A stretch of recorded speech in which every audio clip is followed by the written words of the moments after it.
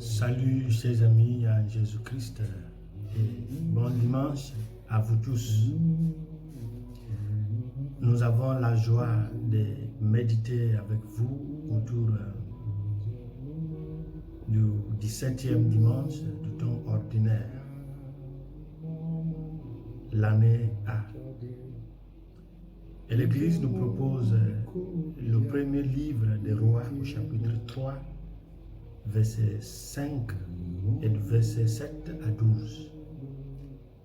La lettre de Saint Paul, apôtre aux Romains, chapitre 8, versets 28 à 30.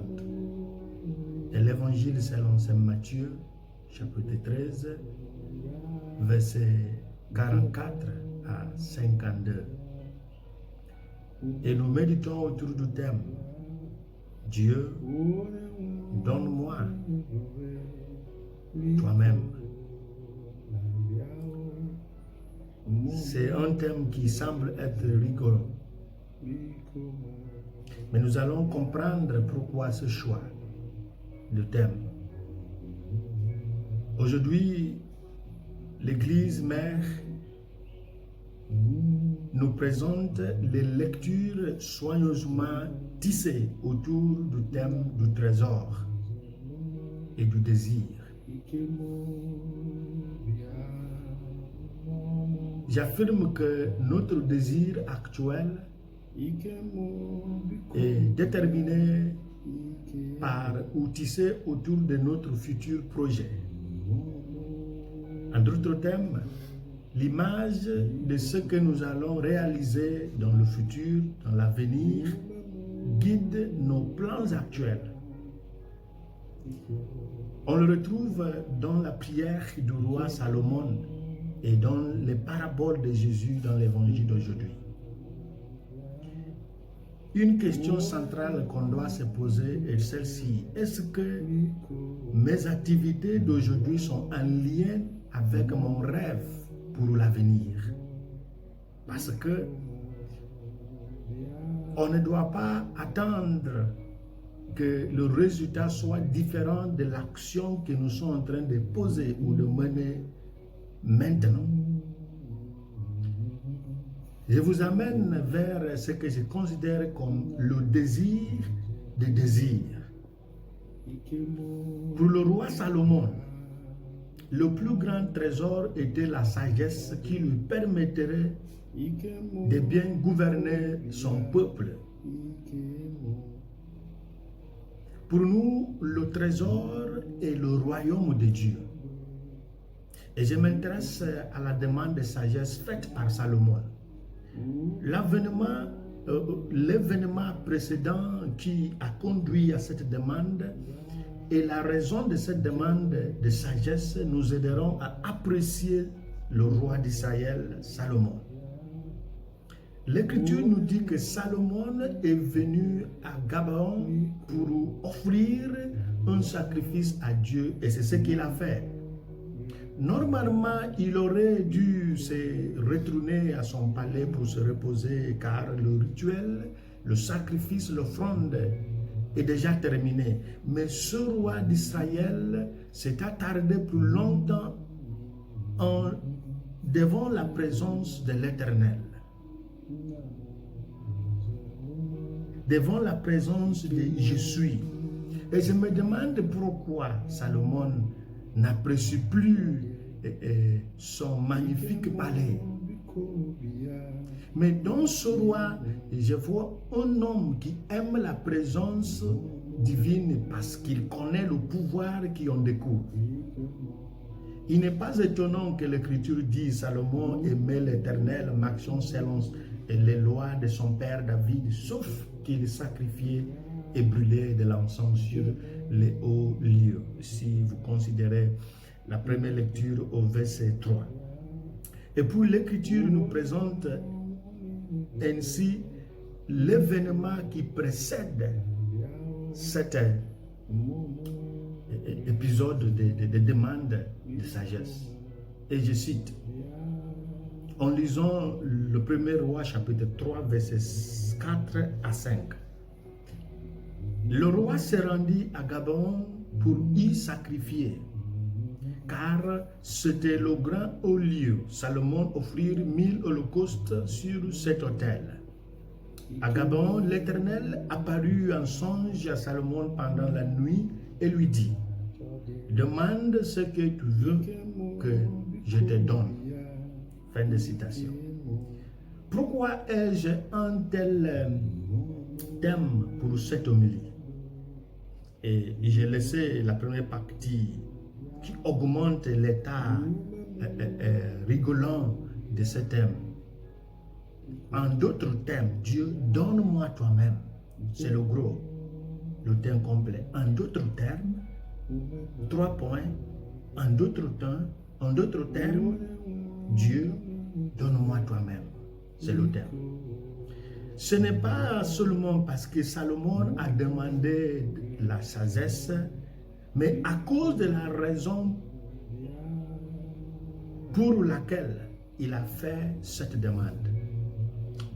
Avant tout, Salomon a reconnu Israël comme le peuple de Dieu, le peuple qui appartient à Dieu. Et je suis convaincu, j'en suis sûr, qu'il ne faut que Dieu ait quelque chose de Dieu pour diriger le peuple dit peuple de Dieu.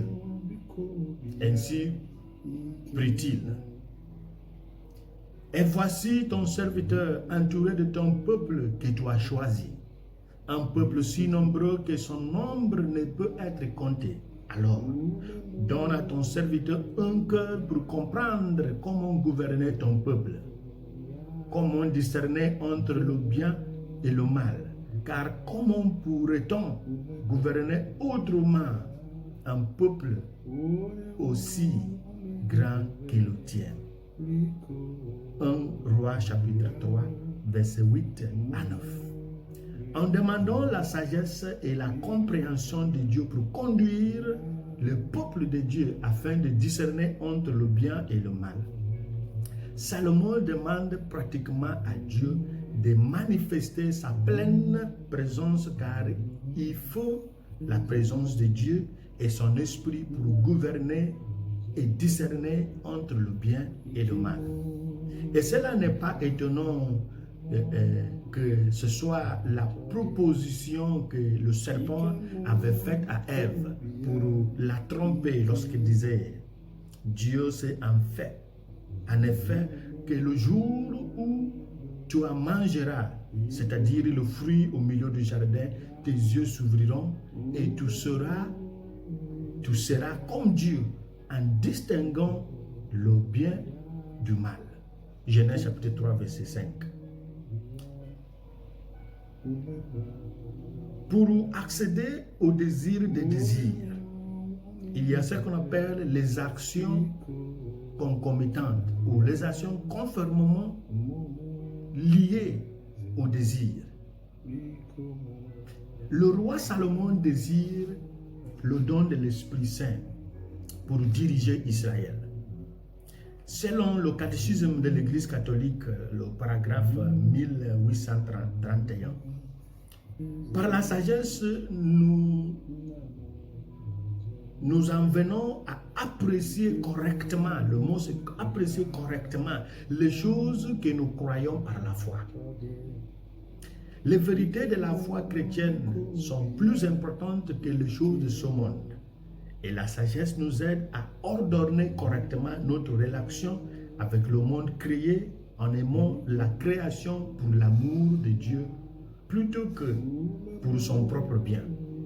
Alors que la sagesse est le désir de contempler les choses de Dieu, la compréhension nous permet de saisir, au moins de façon limitée, l'essence même des vérités de la foi catholique.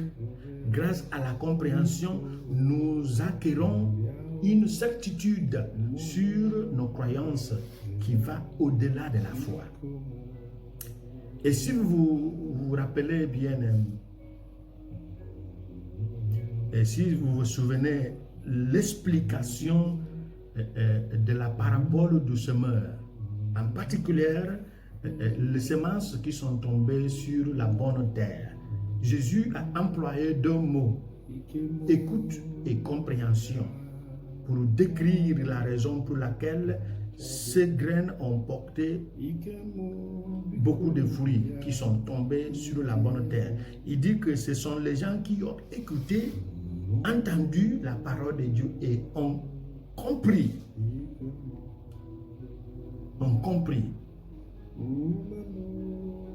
Et si vous vous référez à l'homélie du jour là, il y a, je crois, deux semaines, nous allons comprendre les deux mots grecs que nous avons décortiqués pour décrire le type de sagesse dont il s'agit. Comme Salomon, l'Église nous invite à chérir ces dons de sagesse et de compréhension, car sans eux, comme la source de la justice, personne ne peut plaire à Dieu. Ce dont nous incite à considérer le royaume de Dieu comme un trésor précieux. Car l'Écriture dit que là où est notre trésor, se trouve notre cœur. Matthieu chapitre 6, verset 21. Lorsque Jésus compare le royaume de Dieu à un trésor caché dans un champ et aux fines perles qu'un marchand cherche, je vois l'aurore du désir qui pousse l'homme à chercher et qui permet l'acte de creuser. L'exemple des orpailleurs, les mineurs, dans le site des mines, nous dit que sans un effort de désirer, personne ne s'aventure à chercher jusqu'au niveau de l'exploitation minière. Et surtout de façon improvisée ou clandestine ou sauvage. Car dans cette manière d'exploiter l'or, les hommes et les femmes fabriquent et brûlent l'amalgame, l'or mercure, sans aucune précaution. Cela nous invite à désirer le don de la sagesse, le don de la force. L'or fait partie des trésors, si vous voulez, déposés dans le sol, et il n'est pas étonnant que les marchands aient vendu tout ce qu'il avait juste pour acheter cette portion de terre. L'imagerie de la vente, l'idée de la vente dont Jésus a fait allusion, de tout ce que le marchand avait juste pour acheter cette petite partie où il a découvert le trésor, nous dit que la portion de terre actuelle possède plus de trésors que les anciens biens, tout rassemblé, tout réuni de cet homme d'affaires. Et en l'achetant, il empêche l'intrusion des maraudeurs et d'autres marchands. Et si vous regardez la découverte, il y a des versions qui nous disent qu'il a mis en garde, il a caché. Ça veut dire qu'il ne veut pas qu'une autre vienne avant lui pour découvrir et en acheter. Est-ce que nous avons considéré le royaume de Dieu comme quelque chose qu'il faut tout vendre pour en acheter? La force est à la fois un don de l'Esprit Saint et une vertu cardinale. La force est classée comme le 4e don du Saint-Esprit parce qu'elle nous donne l'habilité de poursuivre les actions suggérées par le don du conseil. Bien que la force soit parfois appelée courage, elle va au-delà de ce que nous considérons normalement comme du courage. La force est la vertu des martyrs, qui leur permet de souffrir de la mort plutôt que de renoncer à la foi chrétienne. Lorsque nous n'appliquons pas la sagesse de ces deux premières paraboles, le jugement du dernier jour tombe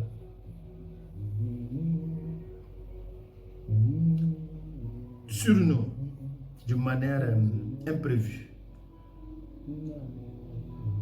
Et dans la parabole du filet qui a été jeté dans la mer et a rassemblé toutes sortes de poissons bons et mauvais. Dieu nous a aimés Il nous a choisis pour la vie éternelle et c'est pourquoi il a initié notre salut. Mais le dernier pas nous revient. Parce que Dieu n'a pas altéré notre liberté. Et c'est pourquoi Paul dit qu'en toutes choses, Dieu travaille. Il dit tout concourt au bien de ceux qui aiment Dieu. L'acte d'aimer doit être un acte volontaire. Ce n'est pas une imposition. Je peux imposer mon amour sur toi, mais tu ne peux pas m'imposer ton amour sur moi ou pour moi. Et si nous regardons la deuxième lecture, verset 28, vous allez comprendre cet acte. Aimer Dieu exige une activité et non un mot passif. C'est pourquoi il faut que ce soit selon le dessein de Dieu afin que toutes choses puissent concourir ou puissent fonctionner pour le bien de ceux qui l'aiment. L'amour que je décris comme une activité doit être une activité active. Et pour conclure, j'aimerais vous partager l'idée, la réflexion de l'archevêque Charles G. Chapeau lorsqu'il disait, et je cite pour terminer, en parlant de l'amour, il dit, l'amour ne nie les pensées intéressantes des apôtres, ni les bonnes intentions des apôtres, ni même leurs sentiments de compassion, mais leurs actes. Les mots sont faciles, les actions sont difficiles, mais c'est l'action et non l'intention qui écrit l'histoire humaine. L'amour est aussi personnel parce qu'il est vécu non principalement dans des idées, des programmes ou des structures, mais dans les relations de chair et de sang, de la vie quotidienne, entre Dieu et la créature, entre amis et amis. En d'autres termes, le véritable amour a toujours un visage. Ce n'est jamais une théorie. Approuver le message éthique du christianisme ou même telle ou telle théologie particulière ne fait pas de vous un chrétien. Avec Salomon, demandons au Christ de nous donner sa présence pour qu'on puisse discerner et distinguer le bien du mal et qu'il nous plaise de nous bénir, le Père, le Fils et le Saint-Esprit. Amen.